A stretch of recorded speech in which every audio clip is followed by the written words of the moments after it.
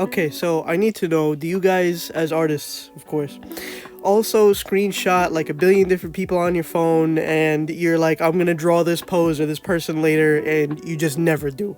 Because because I have like 100 photos, actually more, on my phone of just that. So hi everyone, I'm Ward and welcome to my channel Ward Draws a Lot, and today we're going to break that curse. I've decided to take 2 photos on my phone and study them and actually draw them out to kind of learn from, I guess photography, or if we can consider this real life, I guess. The reason why I say I guess is because some people are like, no, it's not like a real life thing until it's in front of you. So I know like a lot of people who, they'll actually go to like the still life classes and, you know, look at the person in front of them and draw them like that. But I'm gonna be real with y'all. I'm not sitting in no class looking at no dude's junk trying to draw it. I'm gonna be honest with you, I don't care. I'll give you shit. I'm gonna draw from a photo, and if I want to draw a junk, when I feel like it, I'll feel like it, that's it. But I'm not gonna sit there and watch it in front of me and be like, alright, now I gotta doodle that shit in. I'm not doing that. But I respect people that can and do. That's great. I just can't. So that's why I'll oh my god, this is gonna be a long night.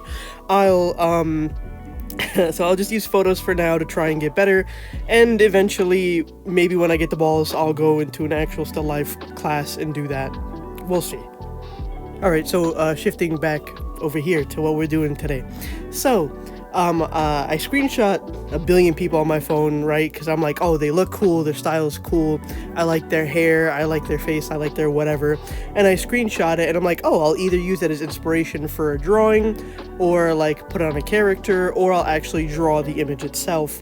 But I've been doing that for years now, and I've accumulated a large sum amount of people on my phone. And I sit there and I'm like, man, I got like a lot of these photos, bro. So I should actually start drawing them instead of collecting them and being like, yes, my pretty, in an album. So I should I should actually do what I'm supposed to do with these photos, actually draw and study them. Okay, so we got this first photo here. This dude is called Madman Style. He's on Instagram. I found him a few months ago, and like immediately my brain was like monkey, because he obviously suits the build that I always like to draw, and he's very pretty, and he's like a model, so he does these nice poses and everything on his page. If you do go check it out, just a little warning, he do be a little spicy and a little zesty sometimes. So if you are, you don't want to see spicy or zesty or whatever, that's on you. I love seeing it. So that's why I followed him immediately on impact. When I saw him, it was like a nuke popped off when I hit the follow button, because I knew I was never going back after that. So yeah, I screenshot a lot of his poses, and his body type is the one that I like to draw. And this picture in particular, I was like, wow, this is like a really nice pose. It's leaning forward, so it's creating these wonderful shadows. You have the perspective of his arms coming to the front, and it really pops out, especially up against the shadows on his body and up against the blue sky, and how I guess different it looks in comparison to the realism that's going on around him. And I like how like it's not centered, but it's almost like centered towards him, or the gravity shift of the photo is pulling towards him, right? So you have this very central theme of him leaning on what looks like, I think, is like a glass, kind of like those glass railings, and then like there's like that metal piece on top, I think, because I was like, yo, that's such a thin piece of like metal. It wouldn't do anything for anybody if it was just there existing like that. Like there has to be like some kind of glass or something, but I honestly couldn't tell. It could be that, no clue, but that's just what I kind of, I guess, envisioned or pictured it to be, because that's just what makes sense. I also really liked the photo for the lighting. Now, the lighting and shading of anything is very difficult for me, and I'll tell you why, alright? It's because I'm a coward. I'm actually like, I shake in my boots, I bite my fingernails, the hair sticks out of my fucking head. I'm like, oh my god, no, shading. Like, I like to shade with tones that are similar. But the second you give me a dark color to shade in, like a dark purple, or like if I have to shade the face a certain way, I start quaking, okay? Because I am so scared to mess up a drawing, especially when it's like, you know, traditional, because you can't take that back. Like the second you put it down, you could try and like, you know, mess around with it as much as you can to try and fix it, but it's very permanent, you know?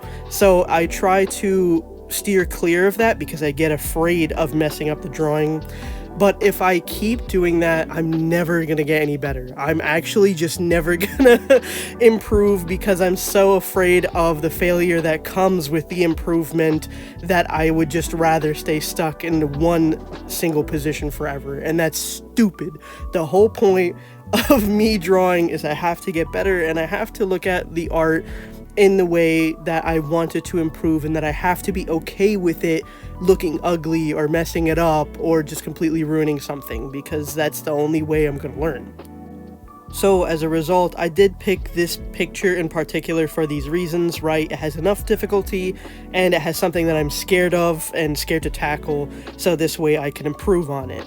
And originally, when I sketched this out, I liked the way it came out, but I knew there was something off, and although it looked pretty good for what it was already, I ended up sending it to some friends, and one friend came back with some very good feedback for me. This is why you should always get some second opinions, because sometimes your own opinion isn't like accurate enough, especially when you have like a new set of eyes, or if you have another artist friend, which I do thankfully, and she was like, make the arms a little bit bigger so this way it creates the illusion of it coming forward, you know, for the whole perspective thing.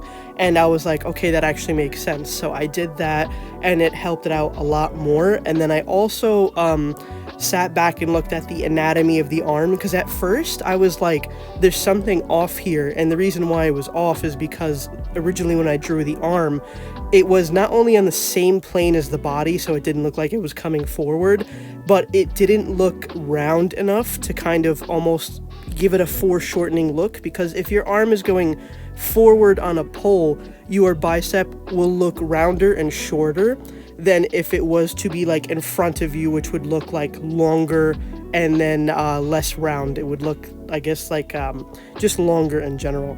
So I guess doing that and like really going back and forth and trying to get it as nicely as possible, I was like, all right, now after I sketched it, this looks great. That's when I came and tackled everything else. Now, obviously, it's still not, you know, perfect. It's gonna have its, I guess it's realistic artist expectations to it, right? Because I'm not the best copy machine, right? There's some people, I call them copy machines for a reason, because they have this incredible ability to take a photo and copy it exactly to the T, down to everything, and they're just absolutely not only gifted, but extremely skilled and know what they're doing. Some people just like, they have that ability and it's incredible. I don't though. I've always had a problem with trying to do the copy machine thing because my brain can't grasp it for some reason. The only time that I could do that, I think the most, was with like anime characters, right? And that's just because when you're growing up, you're trying to copy these drawings so you could actually draw them, and they can just look cool in your sketchbook, like, oh, I did that. But like to actually sit there and do it like band for band, like exactly how exactly how it's supposed to be, it's quite difficult for me. That's why there are methods to help with that kind of thing, like the grid method.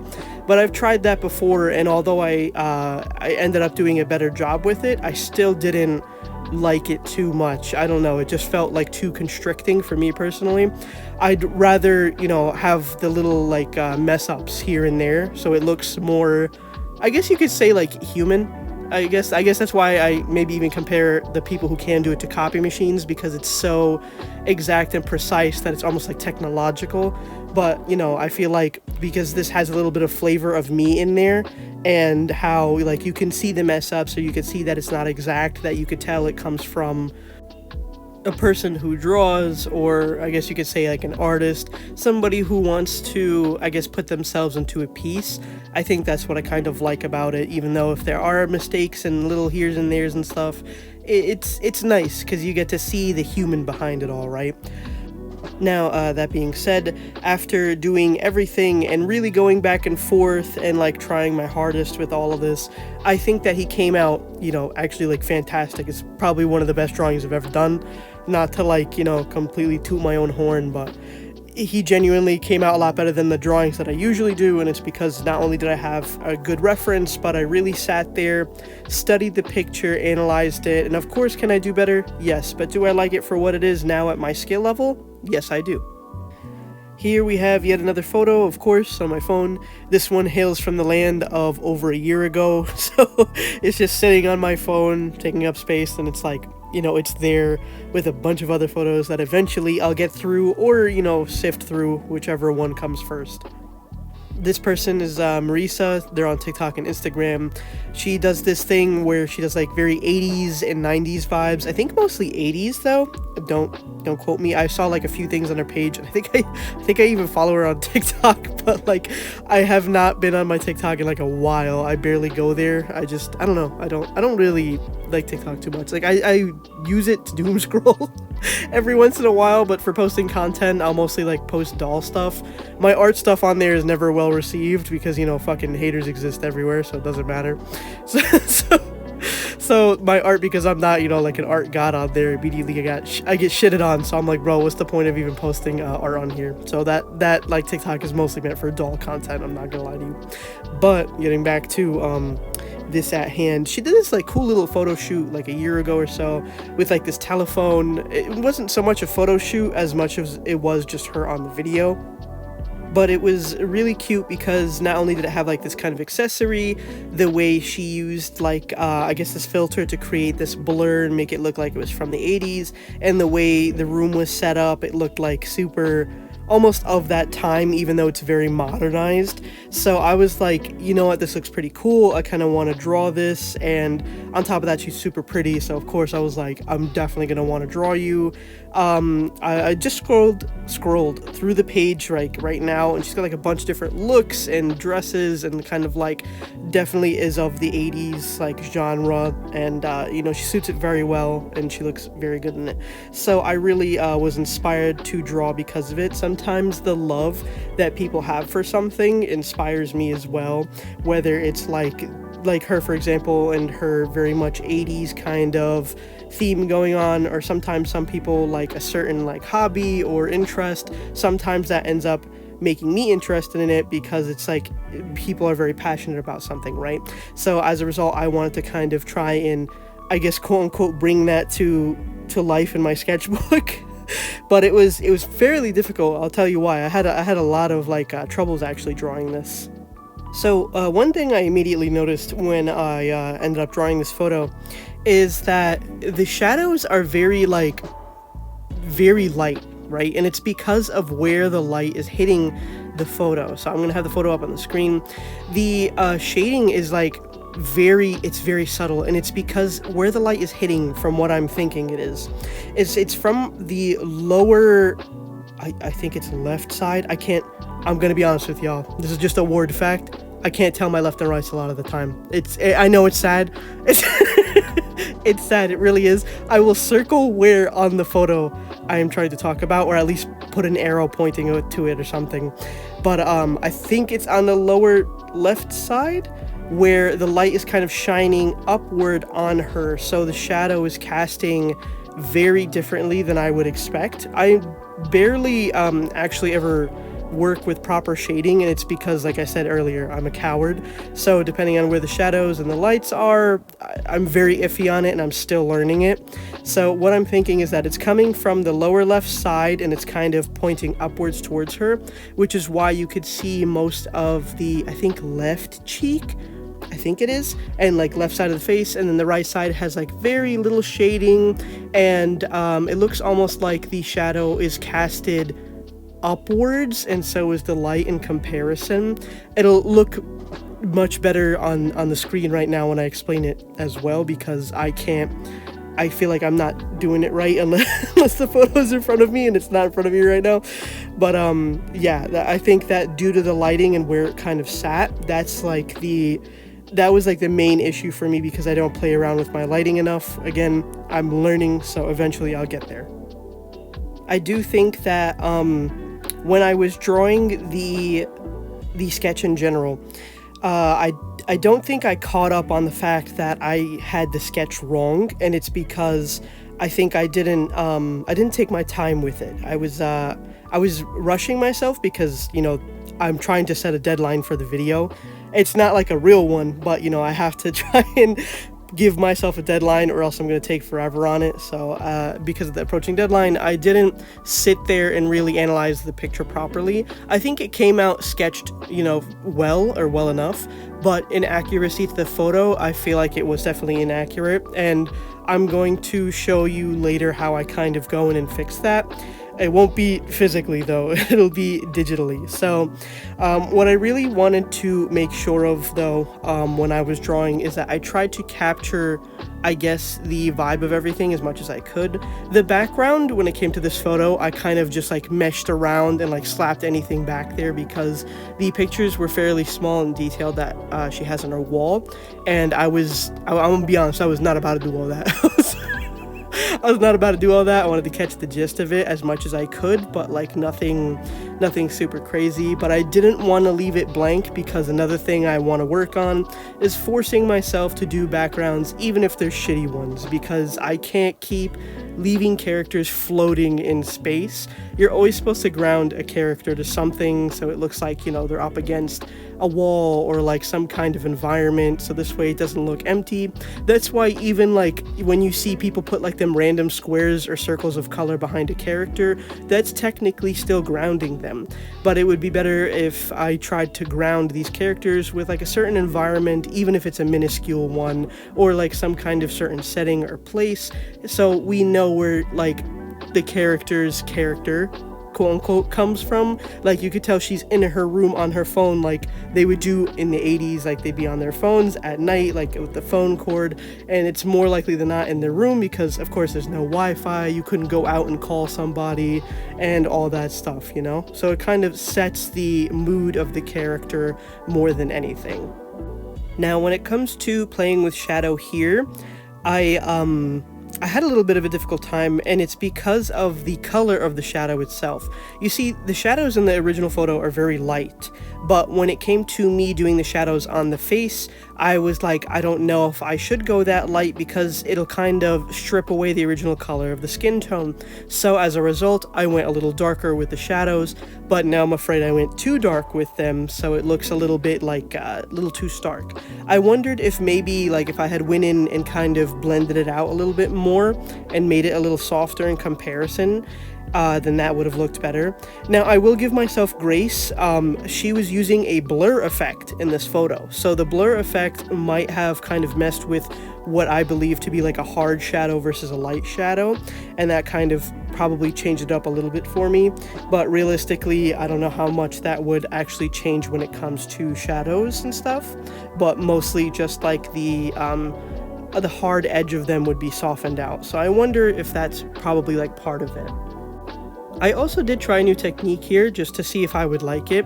For the previous drawing on the left, what I did was I put down the color first and then I went gray on top of it, and then I kind of played back and forth with the colors just so I can get like the proper shading down, because even though you have that like shade color, you're still gonna have like the skin color and stuff underneath. For the shirt, I tried to map out the grays first and then come in with the other color, but what I felt like it did more than anything when I tried it that way was wash out the colors, and it's like I didn't want to wash them out, I just wanted to shade them. So I discovered from trying that technique that I like it better when I put down the original colors and then gray it over. Some people like to work it the other way, but you know, everything is like what is to your best interest. So if my best interest is laying down the color, then going on top of the grays, I think that's like a much better thing for myself, you know? Now of this drawing, her face, I kept the entire time messing with it, coming back and forth and being like, man, there's something off about the face, and I was right, there was something off. It's just completely, in the wrong everything. It's in the wrong position, it's the wrong size, and it's the wrong face shape. So after like a while, I sat there and I was like, man, I don't like the way this looks, and I think I want to try and go in to digital, or like put the photo into digital and fix that. One thing or two things that I really do like about this photo though is definitely the phone. I feel like the phone looks like really nice, and the shirt and the kind of like the shading and the positioning of it and everything, I feel like came out pretty well in comparison. You got to give yourself a little credit somewhere, or else you're going to discourage yourself constantly. So I did do good on the phone and the shirt, but the face, definitely very off. So what I did is I took it into Procreate, an app that I have not touched in a very long time, just because, you know, I stink at it, so I don't even want to touch it. I'll do it when I feel like it eventually, and when I want to practice it. So I put down the original photo, and I kind of put my drawing, my finished drawing, on top of it, and I went back and forth and saw how it looked, and I was like, okay, there's definitely something off here. So what I did is I took the photo and I lowered the opacity of it, and after lowering the opacity, I used the liquify tool to kind of shape the face into the right positionings of the original photo. After that, I got this, and as you can see, it's a massive difference. I feel like this one, although still looks a little uncanny, looks much better than mine did, and it's because the proportions of her face are correct. See, when you're learning to do something against what you're normally doing, it's going to be a little bit more difficult, and it's going to be harder to kind of grasp. But now that I see that, and I went in and fixed what was wrong, and I can tell myself like, hey, this is what we need to take note of: the head tilt, the face shape, where the eyes are positioned, and the overall just like positioning of everything. That's definitely going to help. So between my original drawing and what I fixed, massive difference between the two. And now I learned what to do in the future about this, because remember, this is supposed to be a study to a degree, so I'm supposed to learn what I did do right and what I did do wrong and own up to it, right? After that, I was able to see the massive difference between all three of them, right? From the middle to what she really looks like, from the left to the original one that I did, and the right, which was fixed. I think I did a lot better at fixing them, and eventually I'll get there where I want to be. It's just gonna take a while. But yeah, thanks for watching, and remember, I love you. Bye!